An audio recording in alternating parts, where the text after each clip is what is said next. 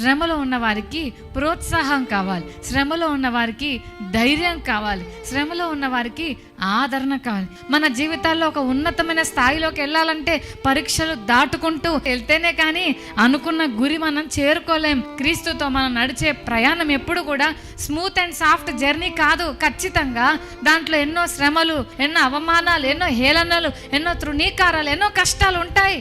తన భక్తుల్ని కాపాడిన దేవుడు మనల్ని కూడా కాపాడుతాడు. ఇంతకంటే ఘోరమైన శ్రమల నుండి వారిని కాపాడితే నీకున్న సమస్య నుంచి నేను విడిపించడానికి అసలు ఆయన దృష్టిలో అదెంత?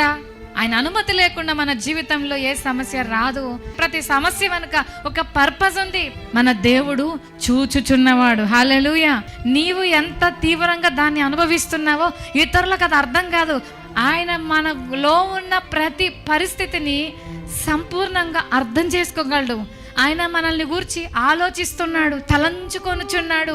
యావత్తు చూస్తున్న దేవుడు మన దేవుడు. హల్లెలూయా. దేవుని వాక్యాన్ని నువ్వు ఎప్పుడైతే ప్రేమిస్తావో, దేవుని వాక్యాన్ని ఎప్పుడైతే నువ్వు గౌరవిస్తావో, ఆ వాక్యము నీకు వెలుగుగా ఉంటుంది. ఆ వాక్యము నీ కన్నులను తెరుస్తుంది. ఆ వాక్యము నీ మార్గములను తేటపరుస్తుంది. ఆ వాక్యము శత్రుపై జయమిస్తుంది. ఆ వాక్యము నీకు దీపమై నిన్ను నడిపిస్తుంది. ఆ వాక్యమే నీ పోరాటములో నీకు జయముగా నిలబడుతుంది. హల్లెలూయా.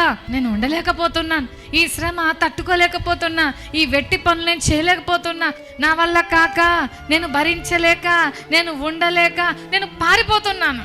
నువ్వు కూడా పారిపోతున్నావా? నీ శ్రమలో నుండి నిలబడకుండా పారిపోతున్నావా? ప్రభు దూత ఆమెను కనుగొని అంటున్నాడు, నీ యజమానురాలి వద్దకు తిరిగి వెళ్ళి ఆమె చేతి కింద అణిగి ఉండు. ఇంతకాలం ఉండగలిగింది, ఇప్పుడు ఉండలేకపోతుందంటే తనలో ఒకలాంటి స్వభావం వచ్చింది. ఏమని తెలుసా?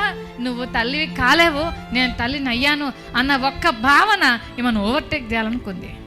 దేవుడిని ఎంత ఆశీర్వదించినా, నువ్వెంత గొప్ప వ్యక్తివైనా, నువ్వెంత పెద్ద ఉద్యోగాన్ని సంపాదించుకున్నా, నీ ఆత్మీయ జీవితంలో నువ్వెంత స్థాయిలోకి వెళ్ళినా ఒక్క విషయాన్ని కూడా మర్చిపోవద్దు. అదేంటంటే నీ గతాన్ని ఎప్పుడు కూడా మర్చిపోకూడదు. నీ యజమానురాలి దగ్గరికి వెళ్ళి ఆమె చేతి కింద అన్నికి మనిగి ఉండు అని పంపించాడు. హాగరు మంచిది, ఏం చేసింది తెలుసా?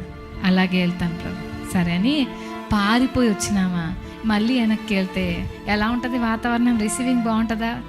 పారిపోతున్న నన్ను చూచి వెదకి కనుగొని నాతో మాట్లాడిన దేవా, నా స్థితిని చూచుచున్నవాడా అని దేవునికి ఏమని పేరు పెట్టింది చెప్పండి ఒకసారి. బైబిల్ మొత్తంలో దేవునికి పేరు పెట్టిన ఏకైక స్త్రీ హాగర్ అండి. హల్లెలూయా. హాగర్కు దేవుని మాట ఏమి ఇచ్చింది? కృంగిపోయిన స్థితిలో ధైర్యం ఇచ్చి నిలబెట్టింది.